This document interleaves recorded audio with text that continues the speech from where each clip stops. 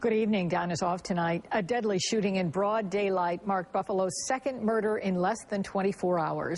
Our senior correspondent Rich Newberg is live from True Bethel Baptist Church tonight, the center of this week's crusade against violence. Rich? Well, yes, Jackie, I was here at noon talking with Reverend PRIDGEN about the string of shooting deaths here in Buffalo, and moments later we were called out to yet another fatal shooting. 20-year-old auto mechanic Jarrell Beavers was gunned down at his home on POULTNEY Avenue at around 12:30 in the afternoon. I was told he had been shot in the stomach and arm. He was taken to ECMC, where he was pronounced dead. A friend told me Jarrell had been on his porch and that it was a drive-by shooting. No one wanted to be interviewed on camera, but some neighbors talked to me about what they heard and saw. I heard the shots, so I came out. And that's when I seen them come out with him.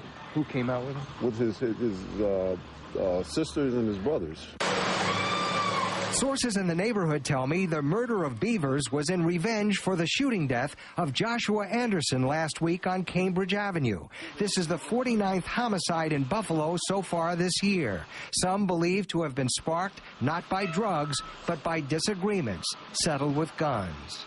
Instead of articulating and having an argument or talking it through, they're using guns right now. And it's the unfortunate loss of hope among some of them who don't see a future for themselves. There have been 3 Buffalo shootings in broad daylight in 3 days. On Wednesday, 20-year-old Lawrence Hairston, whose name was just revealed, was killed on Mulberry Street in the city's Fruit Belt neighborhood. On Tuesday, 23-year-old Cash Bynum was shot at RODNEY and Holden. He is recovering from his wounds. This is a crisis. It would be worse if it were not for many of the groups that we've been meeting with here this week. They're holding the lid on things. These cards saying enough is enough are being handed out at East Side Buffalo bars and clubs.